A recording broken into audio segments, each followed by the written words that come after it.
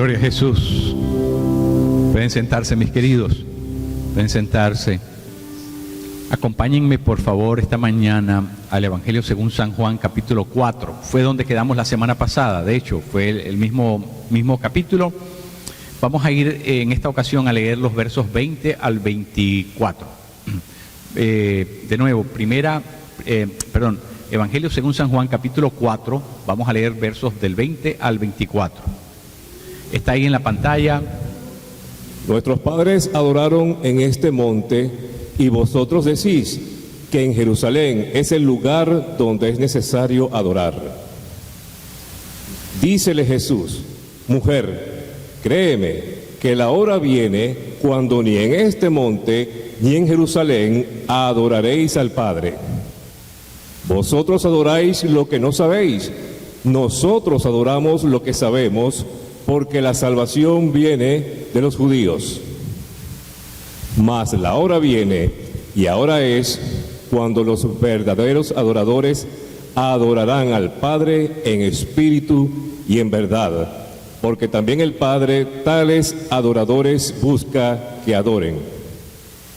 Dios es espíritu, y los que le adoran en espíritu y en verdad es necesario que adoren. Juan 4, del 20 al 24. Ahí está. La semana pasada, si ustedes recuerdan, comenzamos una serie sobre la adoración, lo importante que es la adoración en la vida de cada uno de nosotros. De hecho, yo les dije preliminarmente que Dios nos creó, y una de las razones para las cuales Dios nos creó es para que nosotros entremos en comunión con Él. Y por lo tanto, la adoración tiene que ver con ese aspecto, tiene que ver con la relación a la que Dios nos llama, a la que Dios nos invita. Cuando usted ve una persona que es creyente, pero no es una persona que está volcada a adorar, hay algo en la vida de esa persona que necesita ser enmendado, corregido, que necesita ser restaurado.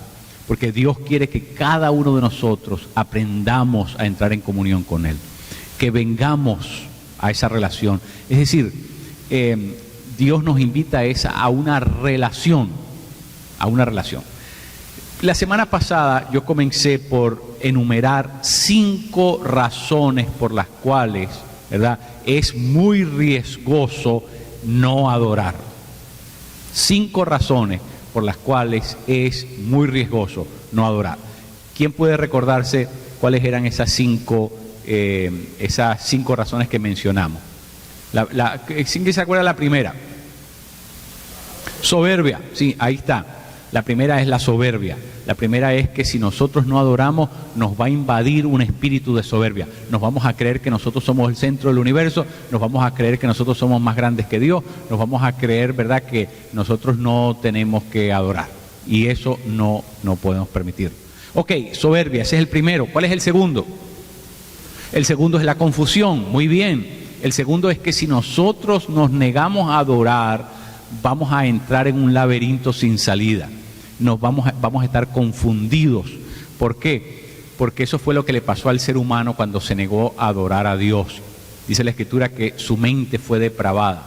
Se cayó en una confusión de tal manera que terminó adorando cosas inimaginables, como, ¿verdad?, piedras y pedazos de madera y animales y, bueno, todo lo que el ser humano se atreve a adorar.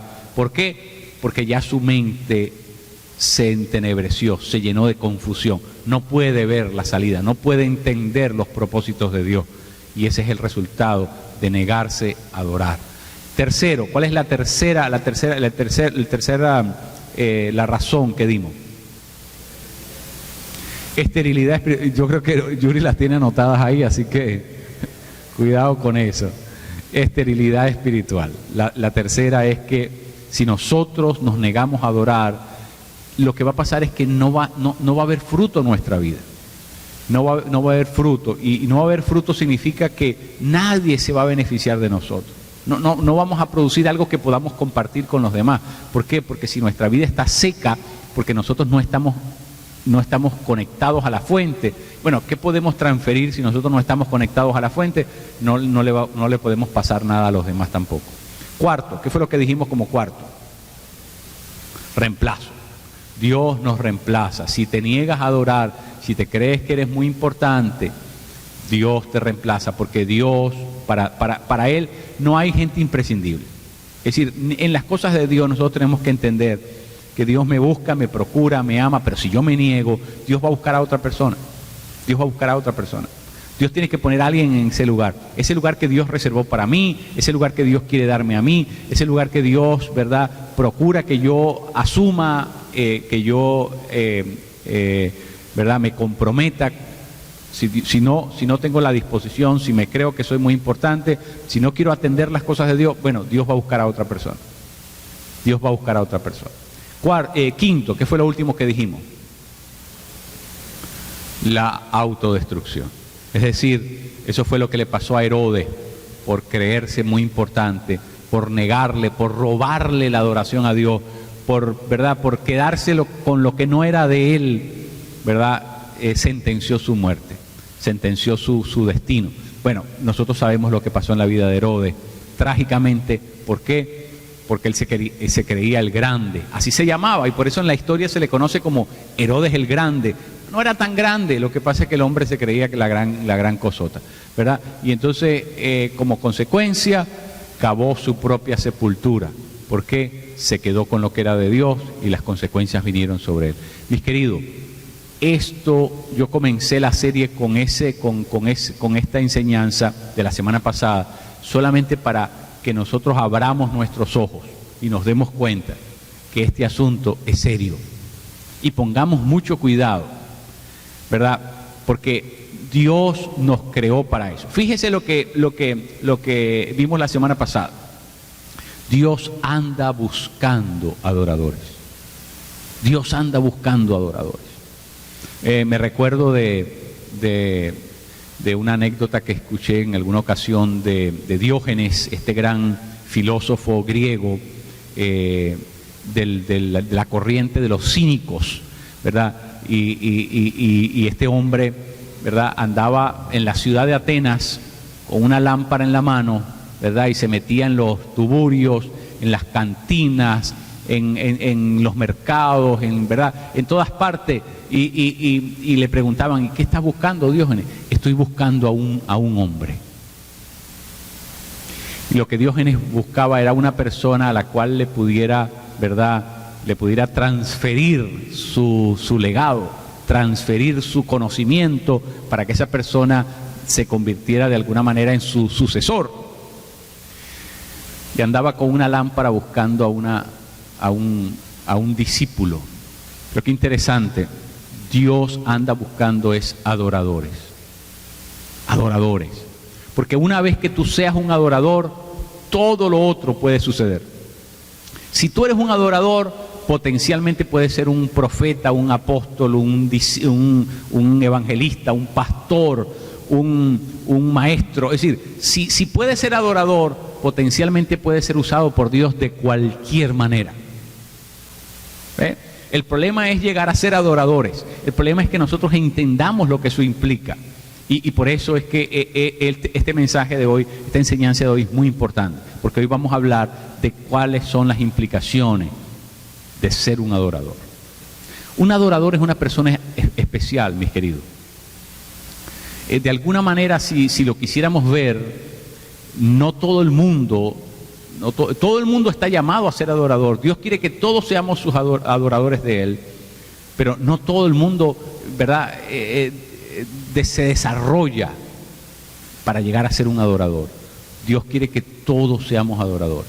Fíjese, un adorador es una persona que controla la temperatura espiritual en un sitio. Cuando usted está en una oficina, y en esa oficina hay un montón de gente que, ¿verdad?, no cree en nada. Un montón de gente que anda solamente pensando en las cosas materiales, en las cosas temporales. Gente que, bueno, está simplemente desconectada de las cosas de Dios. Blasfemos, mal hablados, todo ese tipo de cosas. Pero allí dentro de esa oficina hay uno que es un adorador. ¿Sabe lo que comienza a pasar en ese sitio? A pesar de que todo el mundo anda en otra cosa, a pesar de que todo el mundo anda, ¿verdad?, en lo suyo, si hay un adorador en medio de esa gente, ese adorador comienza a controlar la temperatura espiritual de ese sitio. Porque donde quiera que haya un adorador, el adorador tiene una capacidad. ¿Y sabe cuál es la capacidad de ese adorador? Es atraer hacia aquel lugar la presencia de Dios. Un adorador sabe cómo practicar la presencia de Dios, sabe cómo entrar en la presencia de Dios y por lo tanto, ¿verdad? Es como que si ese adorador fuera algo así como una antena que puede alar hacia sí, ¿verdad? Esas ondas que no se ven, esas ondas que están en el aire, pero la antena tiene la capacidad de poder arrastrar esa. Bueno, de alguna manera el adorador sabe cómo entrar en la presencia de Dios, sabe cómo conectarse con ese Dios invisible, ¿verdad? Ese Dios que nadie lo puede ver. Es como las ondas, como las ondas, ¿verdad?, sonoras o de televisión, no las podemos ver, pero están aquí. Si prendiéramos un televisor, las pudiéramos agarrar y pudiéramos ver que este cuarto está lleno de ondas que se manifiestan en el aparato. Bueno, el adorador tiene la capacidad de poder, ¿verdad?, de poder recoger la presencia de Dios, de poder entrar en eso que no se puede ver, de poder entrar en relación con ese Dios al que no podemos ver, pero que es real y que está allí. Entonces el adorador, de alguna manera, es la persona que hace que ese Dios que no se ve comience a manifestarse en el mundo que sí se ve. Por eso los adoradores son gente muy particularmente importante, pero además, los adoradores son la gente que Dios utiliza para hacer que las cosas sucedan. Usted sabe que cuando el pueblo de Israel iba a una guerra, ¿verdad?, uno pensaría que los primeros que iban a la guerra era la gente que estaba más armada, o la infantería, o la gente que iba más apertrechada de de ese armamento. Pero es muy curioso, cuando Israel iba a la guerra, lo primero que marchaba adelante eran los estandartes. Era la adoración a Dios, eran los músicos que comenzaban a adorar a Dios. Una cosa muy interesante, ¿verdad? Por eso Judá, la palabra Judá significa estandarte. Los que van de primero, usualmente los de la tribu de Judá, eran esa gente que se dedicaba a adorar a Dios, porque la adoración es lo que va siempre adelante. Cuando nosotros entramos en guerra espiritual, cuando nosotros vemos que hay una oposición en el mundo espiritual que no nos deja avanzar, la adoración es lo que tiene que ir adelante.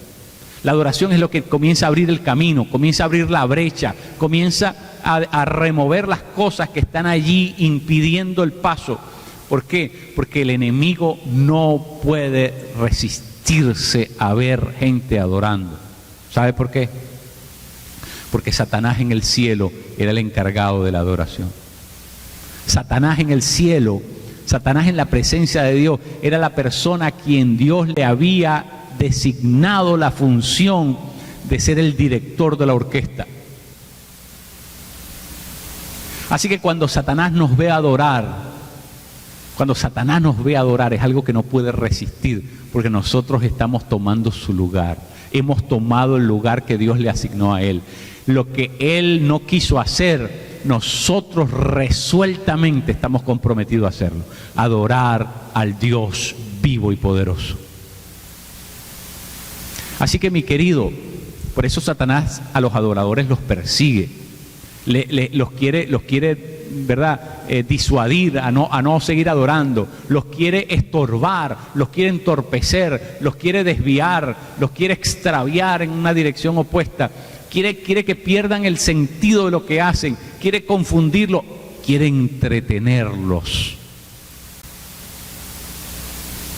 Los adoradores son gente que van a ser, ¿verdad?, van a ser mortificadas, van a ser blanco en los ataques del enemigo. ¿Sabe por qué? Porque no hay nada que le haga más daño a Satanás. No hay nada que lo intimide más que ver gente adorando al Dios verdadero. Porque él se negó a adorar al Dios verdadero. Él se negó a ser un adorador. Y cuando él ve a otros siendo adoradores, ¡wow!, se paniquea, como se dice. ¿Sabe por qué? Mi querido, Porque la adoración no es cosa. Mire, en el mundo espiritual la adoración es algo poderosísimo. Por medio de esta serie yo quiero enseñarle a usted el poder que se genera cuando se adora. Hay algo que se estremece en el mundo espiritual.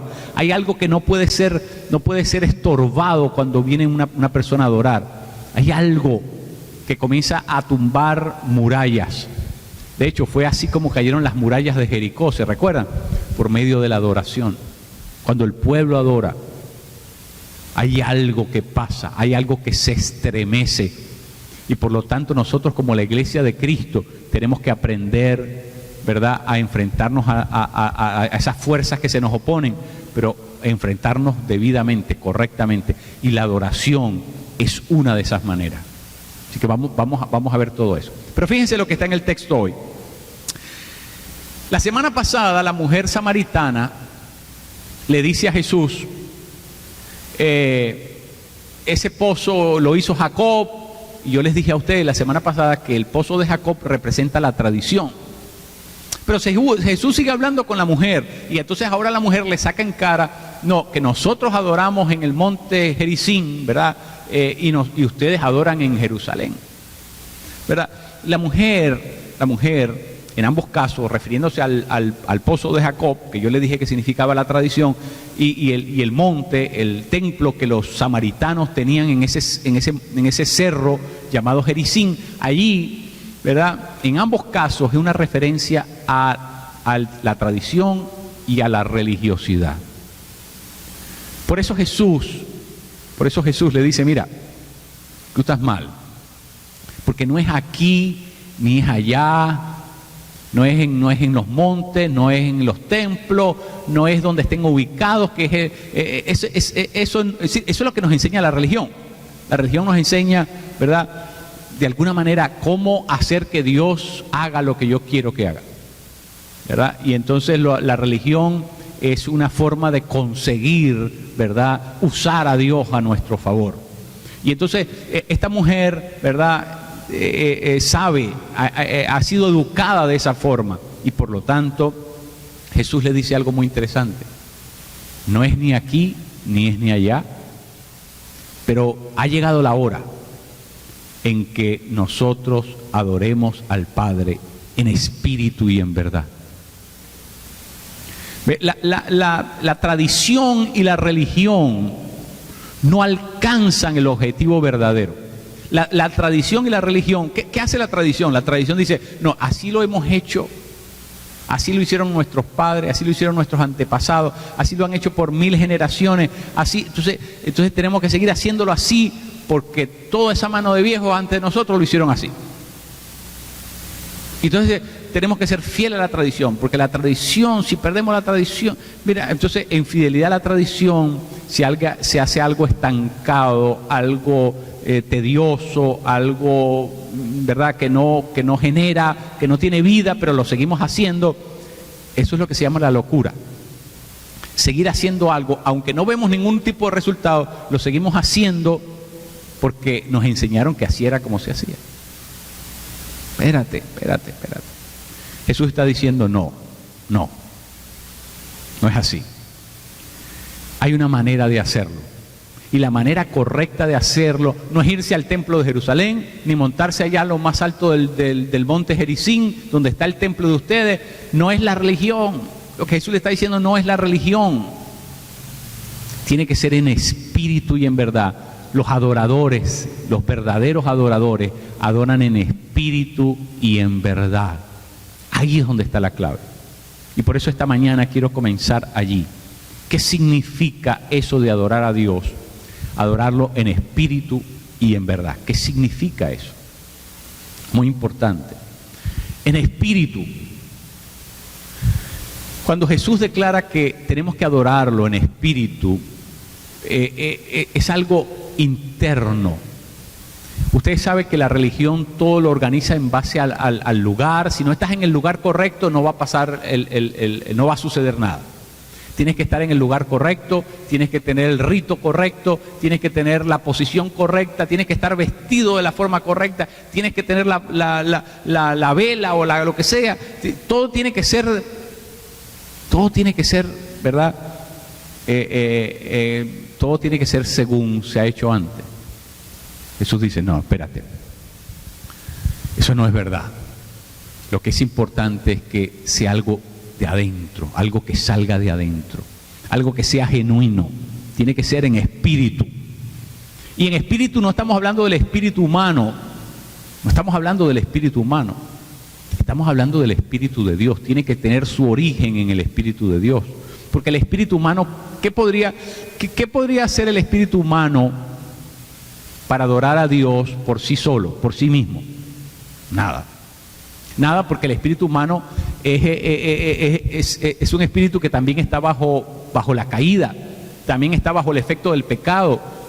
No solamente nuestro cuerpo, es decir, todo nuestro ser, espíritu, alma y cuerpo, todo lo que somos está bajo el efecto del pecado. Así que el ser humano, aunque ponga todo su espíritu y que se concentre, no va a lograr adorar a Dios, porque, de nuevo, para poder adorar a Dios, la única manera genuina, legítima y correcta de adorarlo es cuando yo lo adoro, pero con la ayuda del Espíritu Santo. Por eso dice, en espíritu.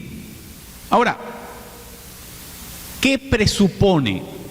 ¿Qué cosa está implícita cuando Dios nos dice que tiene que ser en espíritu? Bueno, obvio que yo tengo que tener el Espíritu Santo. Que el Espíritu Santo me tiene que tener a mí. Que yo tengo que estar bajo el control del Espíritu. Porque si no, de mí no va a salir la adoración correcta. Es decir, mire, nosotros en relación a Dios no podemos hacer nada por nuestra propia iniciativa. Lo que este texto nos quiere decir es que nosotros no podemos... ¿Usted puede agradar a Dios por su propia cuenta? No. La única manera en que agradamos a Dios es por la fe. Y eso no es algo que nosotros producimos los seres humanos. La fe nos las tiene que dar Dios. Es decir, la única manera en que yo puedo agradarlo a Él es si Él me da la fe. ¿Y cómo me da Dios la fe? Por medio del Espíritu Santo. Así que en el mundo espiritual no hay nada que yo pueda hacer para agradar a Dios, no hay nada que yo pueda hacer para adorarlo, no hay nada que yo pueda hacer para rendirle pleitesía, no hay nada que yo pueda hacer para vivir correctamente delante de Él. No hay nada que yo, por mi cuenta, el ser humano por su cuenta no puede hacer nada. Nada. Lo más, como le dije la semana pasada, lo más que el ser humano puede hacer por su propia iniciativa, por su propia cuenta, es crear otro ídolo, es inventar otra religión, es inventarse otro lugar de adoración a algún Dios especulativo, inventado, imaginado, ¿verdad? Otra cosa más, ¿verdad? Otro invento más del ser humano, porque el ser humano es una máquina de hacer dioses. El ser humano por su propia cuenta no puede ni llegar a donde Dios está, ni puede hacer nada que le agrade a Dios. Nada. Nosotros estamos completamente, nosotros estamos descartados. Por eso la Escritura dice que si nosotros queremos adorarlo, tiene que ser en espíritu. El Espíritu de Dios tiene que estar envuelto. Por lo tanto, ¿usted cree que sería posible que una persona que no tiene el Espíritu Santo pueda adorar a Dios? Es imposible. Una persona que no tiene en su vida el Espíritu Santo no puede adorar a Dios. Porque para nosotros poder adorar a Dios, tenemos que ser guiados, dirigidos, movidos, impulsados por el Espíritu Santo. Déjeme poner un ejemplo. Imagínese, usted tiene una flauta. Esa flauta, aunque usted le pise los botoncitos, no hace sonido. La flauta no hace sonido a no ser que le entre aire por dentro. Ah, mira, aquí está Manny que toca el saxofón. Si Manny toca los botoncitos del saxofón, no va a salir sonido. Porque el sonido, para que salga sonido, tiene que haber aire corriendo por dentro. Nosotros somos el saxofón sin aire. ¿Puede hacer alguna música eso? Ninguna. A no ser que el Espíritu Santo sople por medio de mi vida no puede salir música para Dios. No puede salir nada agradable para Dios. No puede salir ningún acto de adoración para Dios. A no ser que el Espíritu Santo sople por medio de mí, no hay nada que pueda pasar. Así que por eso Jesús dice, es en espíritu. El Espíritu Santo tiene que estar envuelto. Si el Espíritu Santo no sopla por mí, no puedo darle adoración a Dios. Ahora, ¿está el Espíritu Santo soplando en mi vida? Es la pregunta que tengo que hacerme, ¿no? Yo sé que tenemos el Espíritu Santo. La pregunta más bien es, ¿me tiene el Espíritu Santo a mí? Porque tener el Espíritu Santo es la mitad de lo que necesitamos. Pero la otra mitad es que el Espíritu Santo, yo le dé libertad al Espíritu Santo. Yo me deje guiar por el Espíritu Santo. Yo le ceda el paso al Espíritu Santo. Yo tengo que cederle el paso al Espíritu de Dios. Antes de buscar lo mío, yo tengo que cederle porque si yo no le cedo el paso al Espíritu Santo, lo resisto, lo entristezco o lo apago. Eso es lo que la Escritura enseña. Primera Tesalonicenses 5:17, Efesios 4:30, y Hechos en el capítulo 5 nos enseñan que nosotros podemos resistir, apagar o podemos entristecer el Espíritu Santo. Y mientras el Espíritu Santo esté en esa condición, obviamente nosotros no vamos a ser grandes adoradores. ¿Ve? Para que yo sea un adorador, el Espíritu Santo tiene que estar soplando, tiene que estar fluyendo, tiene que tener libertad en mi vida, para que el Espíritu de Dios fluya, como se dice, fluya a través de mi vida. Entonces, si yo quiero ser un adorador, yo tengo que contar con la ayuda del Espíritu Santo. Pero para poder contar con la ayuda del Espíritu Santo, el Espíritu Santo tiene que estar agradado con mi vida. ¿Qué quiere decir eso? Que ya yo tengo el Espíritu Santo, pero el Espíritu Santo se tiene que sentir libre en mi vida. Se tiene que sentir dueño, se tiene que sentir Señor en mi vida. Tiene que tener la libertad, el espacio para poder actuar. ¿Y sabe qué? La adoración es algo que comienza a suceder espontáneamente. Espontáneamente. ¿Verdad? Nosotros cuando estamos comenzando en las cosas de Dios, las primeras cosas que tenemos que hacer en las cosas de Dios, siempre las tenemos que hacer por disciplina. ¿Verdad? Siempre las tenemos que hacer por disciplina. ¿Por qué? Porque nosotros estamos habituando, educando. Pero si usted puede hacer algo continuamente como una disciplina, después se va a convertir en algo espontáneo.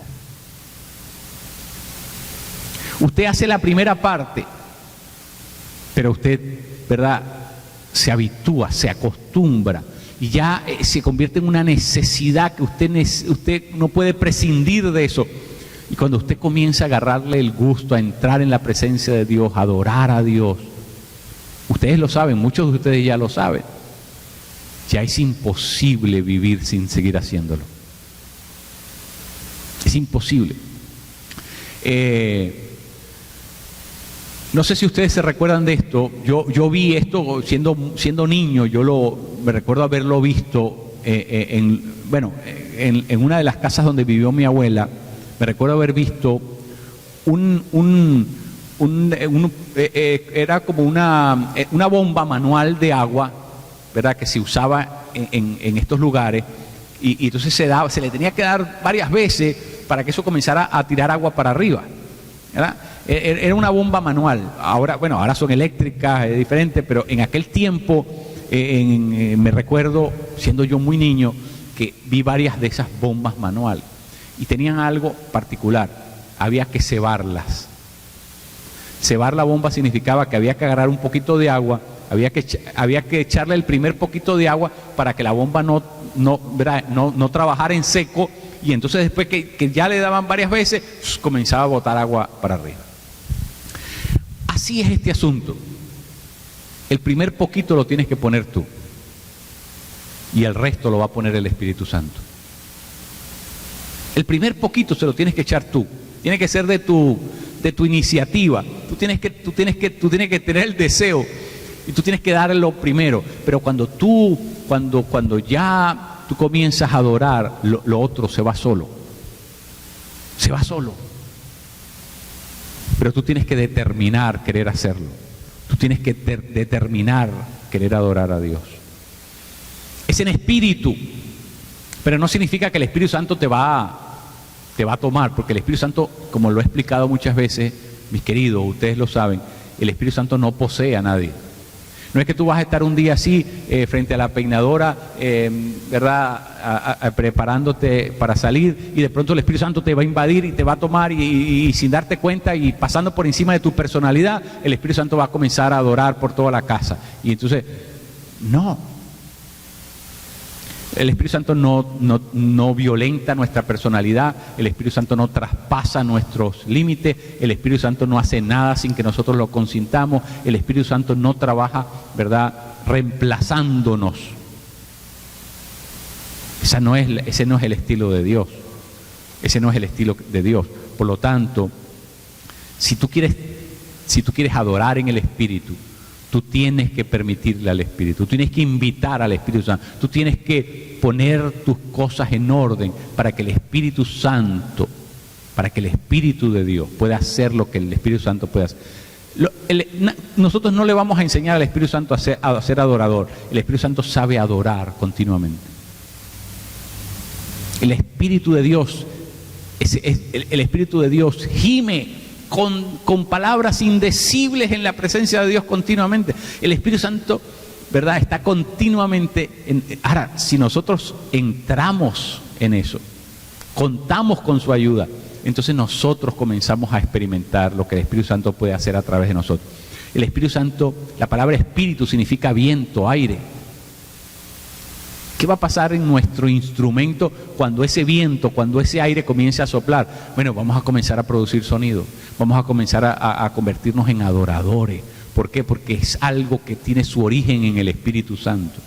Esto es algo profundo, es algo profundo, es algo muy profundo, pero es algo simple de entender. Ya tú tienes el Espíritu Santo, ahora lo que tienes que permitirle que el Espíritu Santo tenga libertad en tu vida para que el Espíritu Santo espontáneamente comience a sacar adoración de tu vida. Algo maravilloso. ¿Sabe por qué es maravilloso? Porque usted no necesita estar ni en el templo de Jerusalén, ni necesita estar en el lugar santísimo, ni necesita tener velas, no necesita tener nada.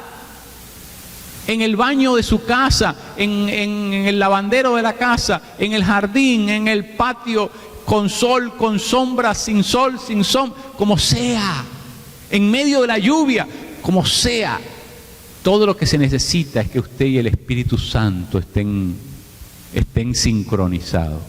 Cuando eso sucede, usted puede adorar, usted puede pegar a adorar en cualquier lugar. No necesita saber la música que está de moda, no necesita nada. Lo que necesita es que tú y el Espíritu Santo estén sincronizados. A veces uno comienza a adorar a Dios con una sola palabra, con dos, con tres. Y uno sabe que hay algo que está dentro de uno que está soplando. Hay algo, uno lo puede registrar, uno puede saber, hay algo que se está agitando. Qué tremendo, qué lindo. Es en espíritu. Es en espíritu. Si el Espíritu Santo no está envuelto, no podemos ser adoradores. Es en espíritu. Lo segundo, es en verdad. ¿Qué significa eso de que es en verdad?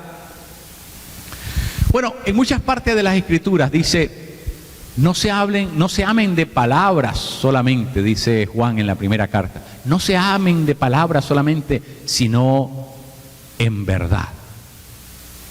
¡Wow! ¿Qué significa entonces ahí en verdad? Significa que no solamente el discurso, no solamente la palabra bonita, sino que esa palabra tiene que venir acompañada con actos.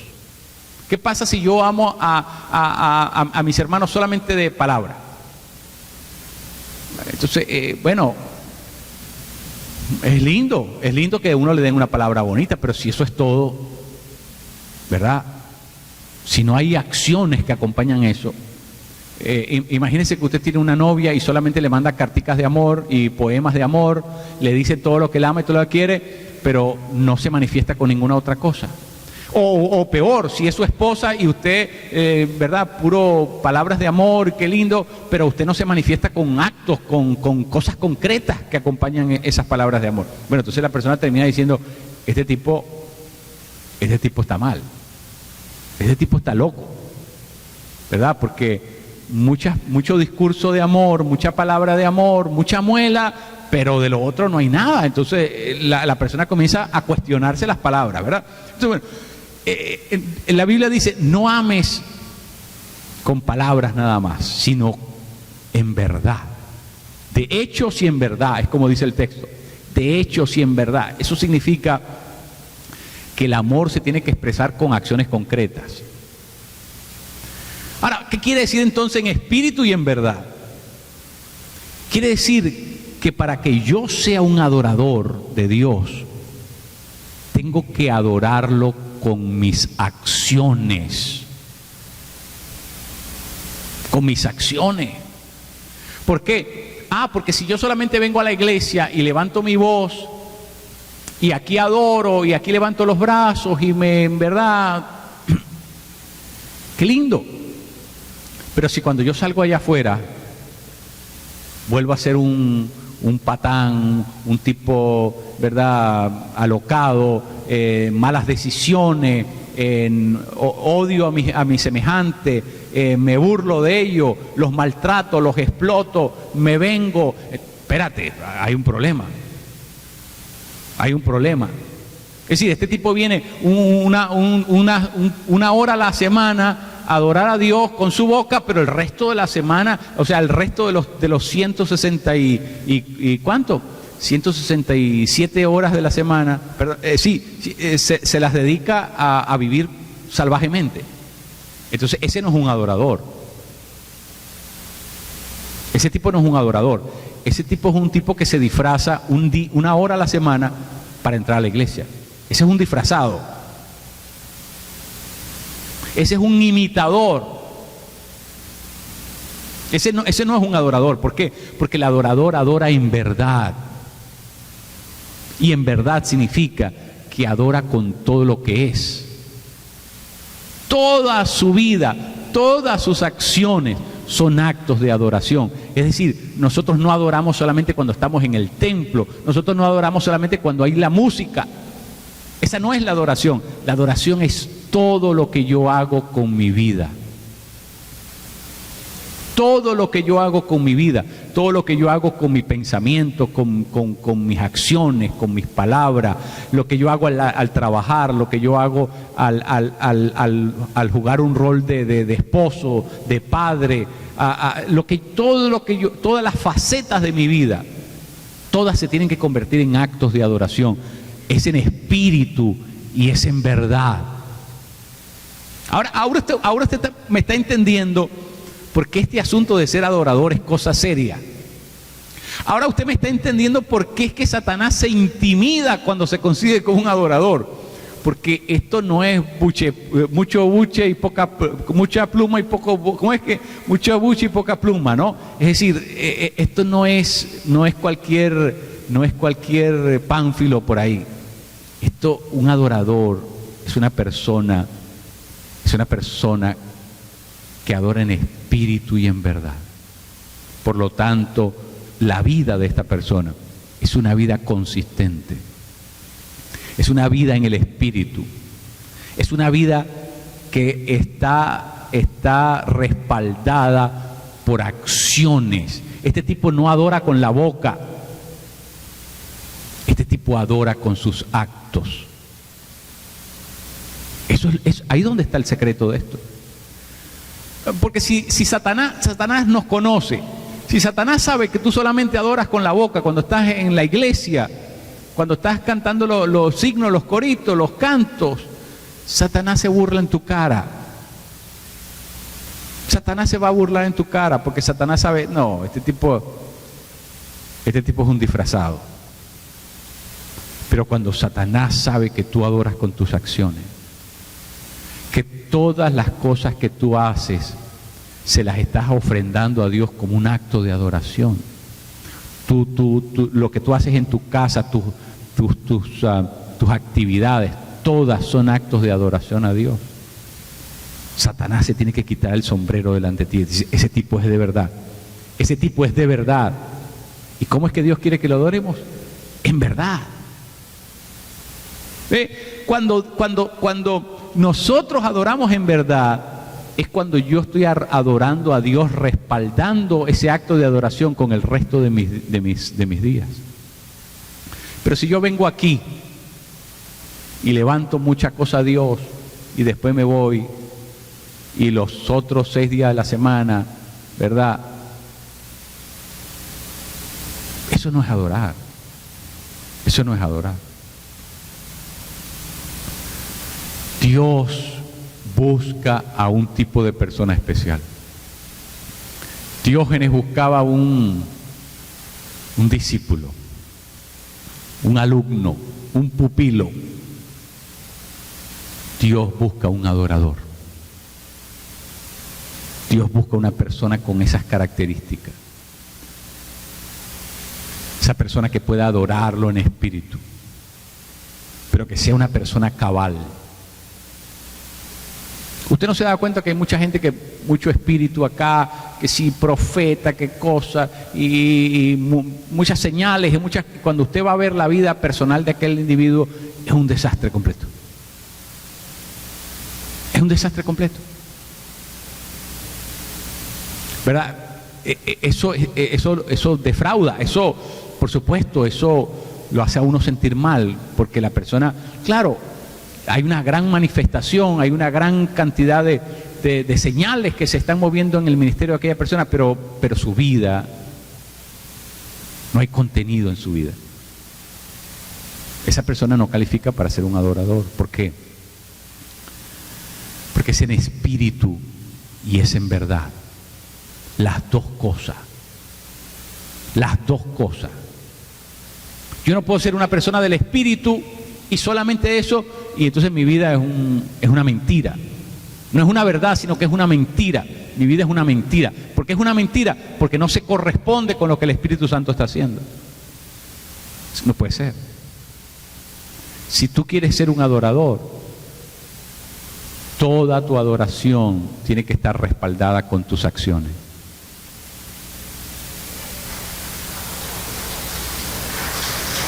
Sí. Si no es así, no, somos cantadores, somos declamadores, somos poetas selectivos, somos intérpretes, somos imitadores, somos comediantes, somos dramaturgos, somos histrónicos, somos cualquier cosa, pero no somos adoradores.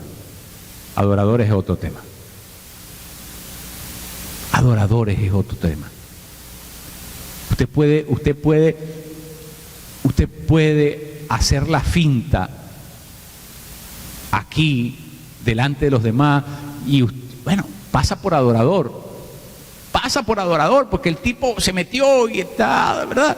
Qué lindo. Pero hay alguien que conoce tu vida y sabe si tú eres de verdad o si tú eres de mentira. Y si tú no eres de verdad, tu adoración no cuenta. Tu adoración no sirve para nada. Tu adoración es mentira, es burda, es una adoración inservible, inútil, que no pasa la prueba. ¿Por qué? Porque no basta con que tiene que ser en espíritu y en verdad. Tiene que ser total. El adorador es un hombre total, es una mujer total. No hay matices. No hay matices. No es un día es una cosa y otro día. Es una persona íntegra, total. El adorador es una persona íntegra. ¿Qué significa cuando uno dice cuando uno dice, no, esto es una piedra, esto es íntegro, ¿verdad? Que lo que está diciendo es que de arriba abajo está hecha de la misma sustancia. Íntegro, es una sola pieza, total. El adorador es una persona así. Por eso el adorador, Satanás lo odia tanto. Porque al otro, al que vive una vida doble, al que en la iglesia es una cosa y en la casa es otra cosa, al que, ¿verdad? Esa persona, bueno, de alguna manera, Satanás con ese no se hace lío. Con ese Satanás no busca pleito. Porque ese es ¿verdad? Pero con la otra persona sí. Porque esa persona lo amenaza. La integridad de un hombre y de una mujer es la carta de presentación que esa persona tiene delante de Dios.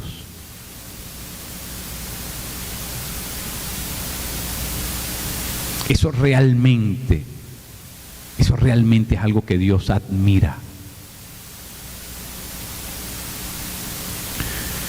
Usted sabe cuando en el mundo de la tauromaquia, ¿verdad? Los toreros tienen que agitar el capote que es de color rojo, ¿verdad? Que asemeja la sangre, y en la mente del toro que actúa intuitivamente, por intuición, en la mente se le prende algo al toro que el toro no puede resistirse. Cuando él ve que se agita ese color, eso en la mente de él activa algo intuitivamente.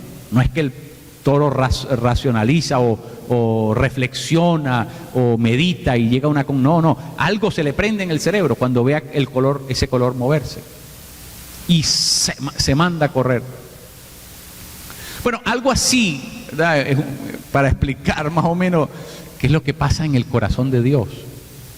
Cuando Dios ve a alguien adorar íntegramente, un hombre, una mujer íntegra adorando, eso en el corazón de Dios es algo irresistible. Dios no se puede resistir, así como el toro no se puede resistir a irse detrás del capote, Dios no se puede resistir cuando consigue un hombre, una mujer que son adoradores de verdad, en espíritu y en verdad. Eso es algo que Dios tiene que voltear a ver. Eso es algo que Dios tiene que voltear a ver.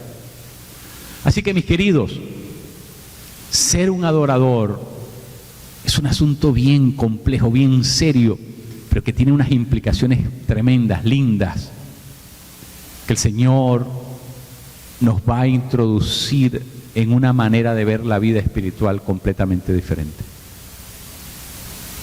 Completamente diferente.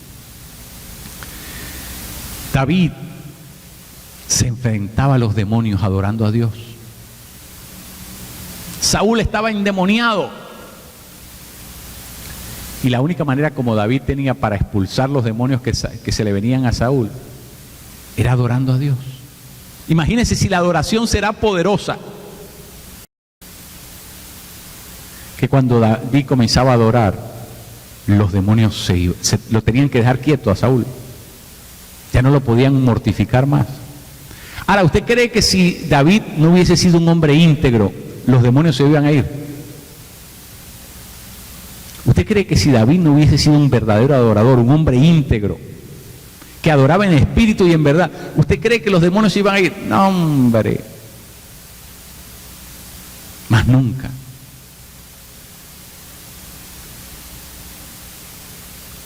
Porque tiene que ser en espíritu y en verdad.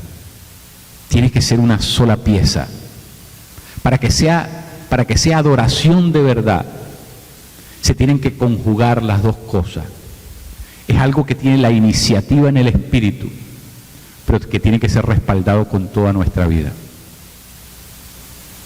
Tiene que haber una llave, una mancuerna entre el Espíritu Santo y nosotros. Tiene que haber una unidad total, una sincronización total.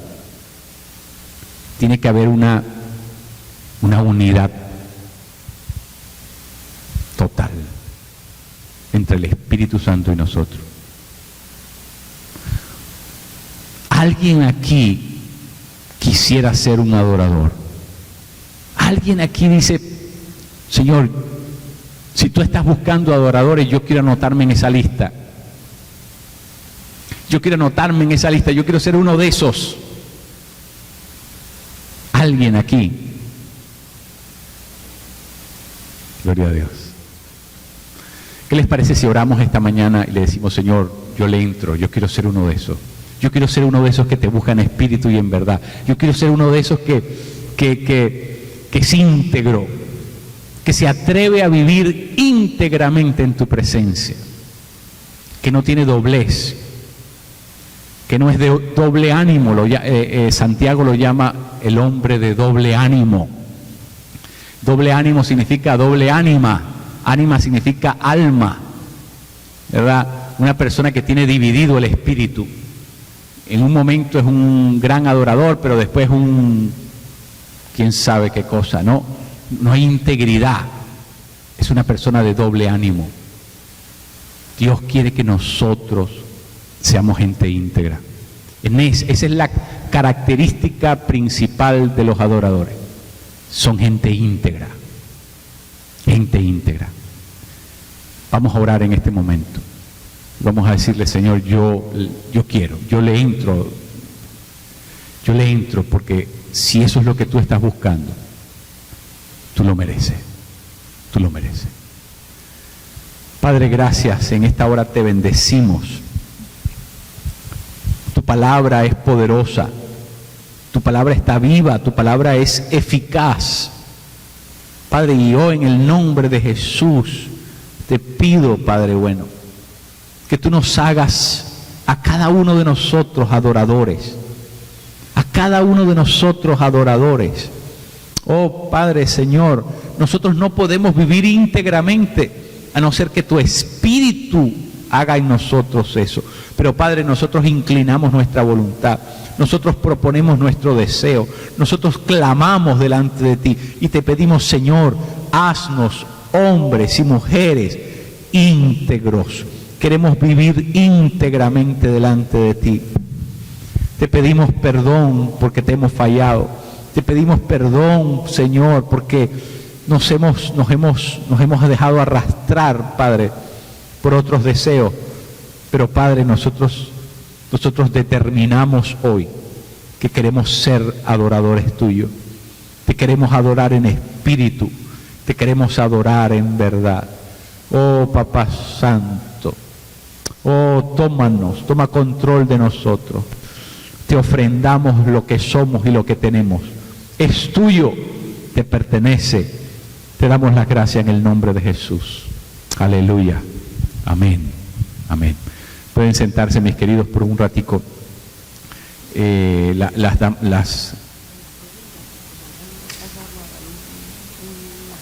Ok, está bien. Sí. Las diaconisas pueden pasar adelante a recoger los diezmos y las ofrendas. Y voy a compartir con ustedes entonces un breve información acerca de esta semana. Recuerden, mañana, el martes 7 de la noche tenemos el estudio bíblico. Los días jueves de 7 a 9 tenemos la oración. Estamos teniendo un tiempo maravilloso. No se pierda ese tiempo de oración. Todos los jueves de 7 a 9 de la noche hay gente aquí en la iglesia orando. Cualquier día que usted quiera, venga, únase. Si no puede venir toda la semana, pero venga cuando usted pueda. Lo que usted necesita saber es que todos los jueves de 7 a 9 la iglesia está abierta. Hay gente aquí orando, nos reunimos, cantamos, adoramos, pasamos un tiempo en la presencia de Dios maravilloso. ¿Ok? Así que todos están bienvenidos. La próxima semana vamos a tener un almuerzo que se va a vender después del servicio. La hermana ¿Reglita está aquí o no? No vino, no pudo. Es que a veces le ponen, los domingos la ponen a trabajar. pero ella está sacando el próximo domingo, ella va a estar encargada de la cocina el próximo domingo, así que prepárense para poder degustar de un buen almuerzo la próxima semana. Inmediatamente después, la siguiente semana, creo que es Marcos Arenas el que está responsable, y la que sigue después de esa vamos a comer ceviche.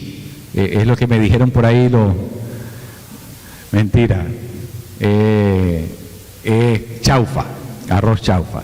Eso va a estar a cargo de Miriam y de Javier.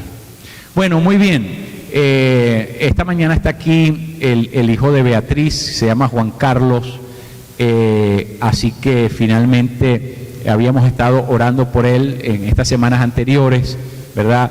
Sabiendo que él estaba en el proceso de reunirse con Beatriz aquí en los Estados Unidos. Y entonces, bueno, él está aquí y tiene unas palabras de agradecimiento para la congregación. Adelante, Juan Carlos. Entonces, adelante. Buenas tardes.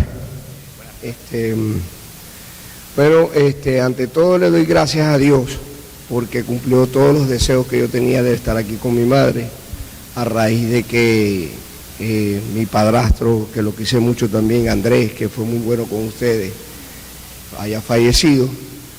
Y ella, en realidad, mi esperanza era estar otra vez con ella después de tantos años, de 13 años, que no me veía aquí. Y le doy gracias a Dios y le pedí en toda esta travesía que me ayudara, que me diera fuerza para poder llegar a cumplir los deseos de mi madre. Y bueno, y a ustedes también, con todo esto, los rezos, lo que pidieron para que yo estuviera aquí, les doy muchas gracias. Y bueno, ya estoy aquí y a seguir la palabra de Dios también. Bueno, muchas gracias. Nos alegramos mucho, Juan Carlos, de verdad, nos alegramos mucho que ya estés aquí. Y bueno, es el comienzo de una nueva vida. Así que vamos a mantener a Juan Carlos en nuestras oraciones, bueno, a Beatriz obviamente, pero sabiendo eso, bueno, a Juan Carlos en este nuevo inicio de vida aquí de nuevo en los Estados Unidos. Así que bienvenido y gracias, Juan Carlos, nos alegramos por ti. Bueno, gente, ¿qué les parece si tomamos un tiempo para interceder antes de irnos? Mire, déjenme decirles algo acerca de la oración. La oración es algo que nos parece que no hiciera ningún efecto. Uno dice, orar. Y cuando uno dice orar, uno piensa en esas viejas plañideras que, ustedes saben que en los funerales antes había un montón de viejas que las contrataban para que vinieran a llorar al muerto, ¿no? Y entonces les pagaban por llorar, eran plañideras. Y entonces muchas veces uno dice, bueno, pero esto de orar, ¿será que esto trabaja o no trabaja? O esto es puro, ¿verdad?, cosa de vieja plañidera. Es lo que uno, mis queridos, déjenme decirles dos cosas acerca de la oración. Lo primero, la oración nos hace a nosotros completamente impotentes, débiles. Porque la oración, ¿qué es? Pero ¿sabe por qué la oración tiene que ser así? ¿Sabe por qué la oración tiene que ser así? Porque esto es un asunto de fe. Y cuando uno se ve a uno mismo, uno no puede tener fe. Cuando uno se ve la impotencia, la fragilidad de una oración, por favor. Pero la cosa es que Dios no quiere que nosotros pongamos la mirada en lo que nosotros podemos hacer, o qué pequeña o qué grande es la oración. El asunto está del otro lado. El asunto está si Él la oye o no la oye. Ahí es donde está el secreto de esto. Y les digo esto para que no se desanime ninguno. Porque cuando tú oras pasan dos cosas. Te haces más humilde. Te haces más humilde porque dejas de creer en tus cualidades, en tus habilidades, porque todas las cualidades y todas las habilidades que necesitas son las de Él, no las tuyas. Así que la oración te hace humilde. La oración te enseña a confiar en los recursos celestiales y no en los recursos humanos. La oración, ¿qué logra entonces? Logra poner el mundo cabeza abajo. Porque nosotros vemos el mundo de una manera, pero cuando oramos lo tenemos que poner de la otra forma. Eso quiere decir que cuando nosotros oramos, aprendemos a ver las cosas en la perspectiva divina, no en la humana. Porque si tú ves la vida tuya desde tu perspectiva humana, mira, recoge y cierra, no hay nada que hacer. Desde la perspectiva humana, recoge y cierra, no hay nada más que hacer.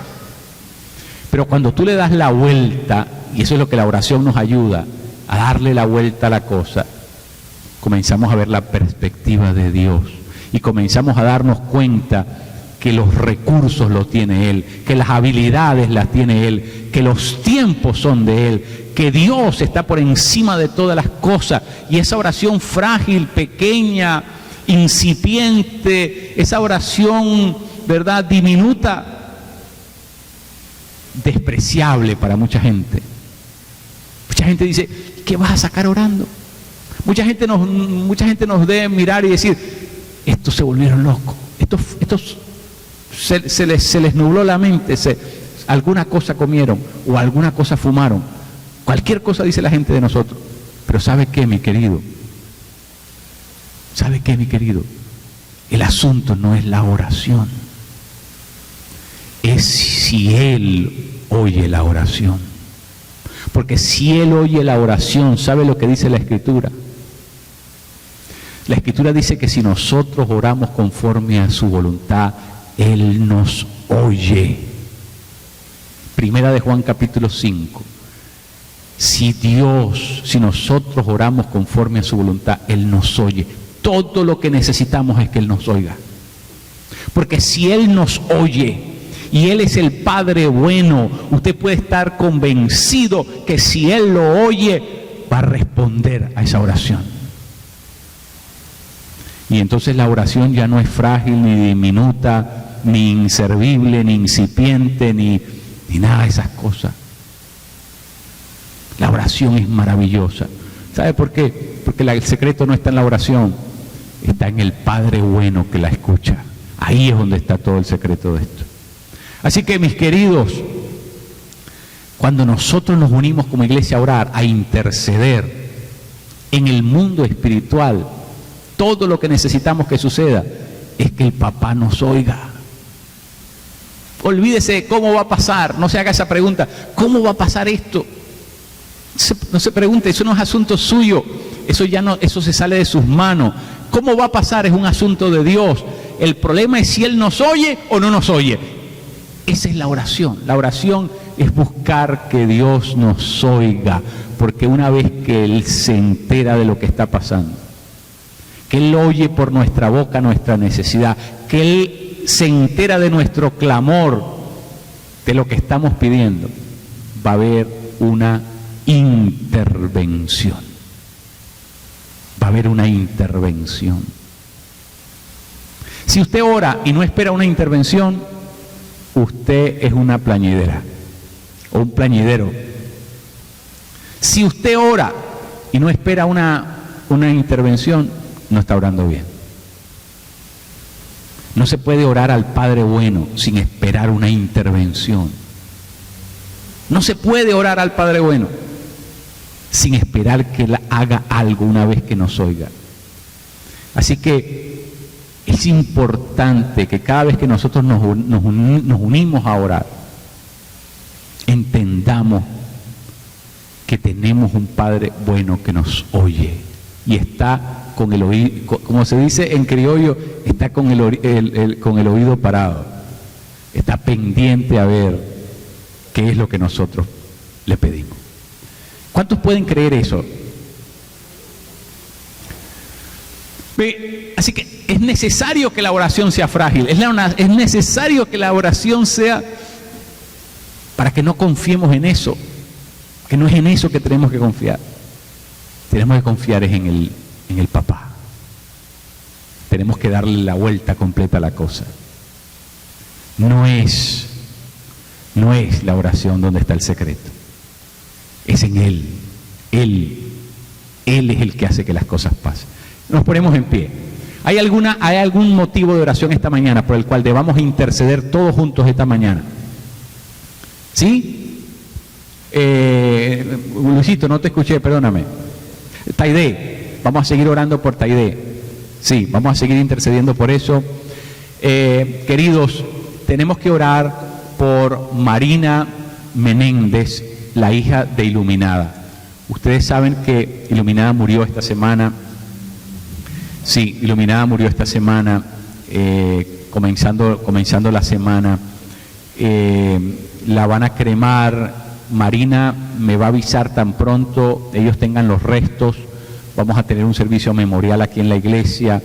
Las cosas pasaron muy rápido y realmente no hubo tiempo para más nada. Lo posteamos, está posteado desde el propio momento en que yo me enteré. Y lo único que quiero decirles es que yo les voy a avisar cuándo vamos a tener ese momento para recordar y celebrar, ¿por qué no? Celebrar la vida de una gran mujer que vivió con fe, que vivió con la esperanza, ¿verdad?, de Dios y que bueno, todo lo que hizo fue derrochar el amor que Dios le dio entre nosotros, porque esa era ella, una mujer muy cariñosa, muy afable, muy bromista, chispeante, ¿verdad?, ocurrente. Esa era ella. Así que, bueno, les quería avisar eso. Mantengamos a Marina Menéndez en nuestras oraciones, ¿ok? Taide, Marina, ¿qué otra necesidad o motivo de oración?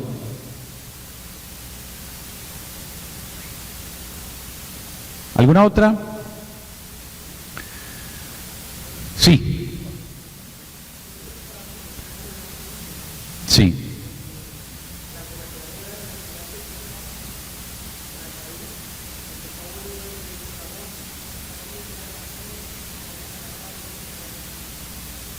Wow. Claro. Sí, mis queridos, ustedes saben que esta semana la Corte Suprema aprobó la enmienda que se estaba haciendo al tema del aborto. Es decir, que después de, creo que son 6 semanas, no sé si son 6 semanas, ya después de eso no se puede abortar. Algo que, ¿verdad?, era insospechado el año pasado, pero se ha logrado. Mire, los hijos que se abortan, eso es algo terrible, porque eso es una tradición del paganismo antiguo, donde los hijos se sacrificaban para los dioses, para Moloch. Así que los hijos que se abortan, ¿verdad?, en esa tradición del paganismo antiguo, de alguna manera se le están ofreciendo al dios Moloch, porque los padres tenían que matar sus propios hijos para que los dioses no se enfadaran con ellos. Nosotros entendemos que el Dios nuestro es el Dios de la vida. Amén. Y por eso defendemos la vida a todo nivel, ¿verdad? Y por lo tanto necesitamos, ¿verdad?, apoyar lo que acaba de decidir la Corte Suprema. Hay gente que está enfurecida, como dice Gilda, hay gente que se va a oponer, hay gente que va a comenzar a buscar la manera de revertir esa ley. Así lo hicieron con otras cosas, pero ¿sabes qué? Nosotros tenemos que mantenernos firmes y tenemos que orar por esto y tenemos que pedir, ¿verdad?, la intervención de Dios en estas cosas, definitivamente. Tenemos que hacer más proactivos nosotros, la gente de fe, porque muchas veces nos extralimitamos en participar. Pero bueno, en todo caso, el primer paso es que oremos hoy y el segundo paso es que en la manera que a usted le sea posible también apoye las cosas que sean en favor de todo lo que sea en pro de la vida. Es un negocio nuestro, porque el Padre nuestro fue el que creó la vida. ¿Cómo no nos vamos a meter en eso? Claro que tenemos que meternos en eso, porque el Dios al que nosotros servimos, que es nuestro Padre Celestial, es el único que puede crear vida. Nadie más puede crear vida. Ese es un negocio que solamente Dios puede llevar a cabo. Y por lo tanto, defenderla es también negocio de sus hijos. Nosotros somos los hijos de Dios, somos los hijos del reino. ¿Alguna otra petición de oración? Sí, Mike. Sí.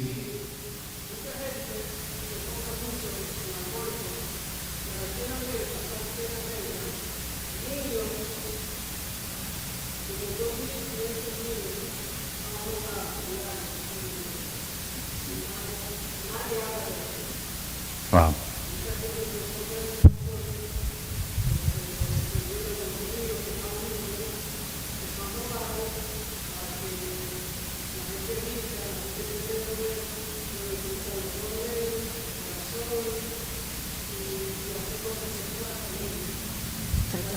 Sí. Sí, muy importante, muy importante. Tenemos que hacernos conscientes de eso. El aborto es solamente un aspecto de la situación. Bueno, vamos a orar por eso.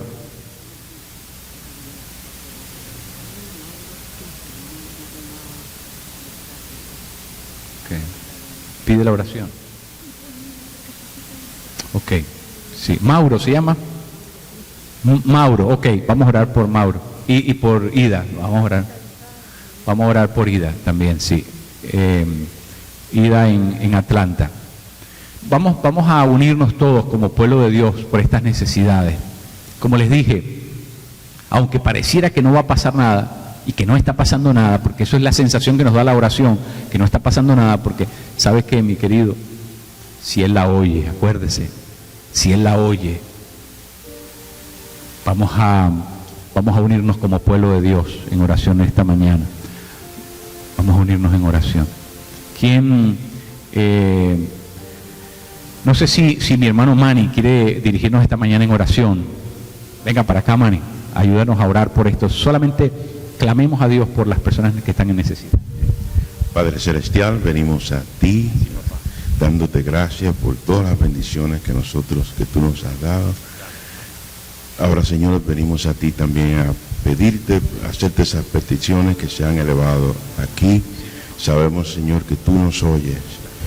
Te lo pedimos con fe. Sabemos que tú obras de acuerdo a tu voluntad. Y, Padre, nos despedimos ahora. Bendice a todos cuantos estamos aquí y que podamos durante toda esta semana llevar una vida que sea agradable a ti. En nombre de Cristo Jesús. Amén. Amén. Gloria a Jesús. Nos vamos de aquí, pero nos vamos adorando, porque nosotros aquí estamos comprometidos a ser adoradores, ¿verdad? Y entonces, por lo tanto, nos vamos de aquí adorando, porque los adoradores adoran. Así que, inevitablemente, nos vamos de aquí. Te alabarán, oh Jehová, todos los reyes de la tierra, porque han oído los dichos de tu boca y cantarán de los caminos de Jehová. Te alabarán, oh Jehová, todos los reyes de la tierra, porque han oído los dichos de tu boca y cantarán de los caminos de Jehová. Porque la gloria de Jehová es grande, porque Jehová es eterno en sus caminos, porque Jehová atiende al humilde, mas mira de lejos al altivo. Porque la gloria de Jehová es grande, porque Jehová es eterno en sus caminos, porque Jehová atiende al humilde, mas mira de lejos al altivo. Su misericordia es más grande que los cielos, su misericordia es más grande que la tierra, su misericordia es más grande que el sol.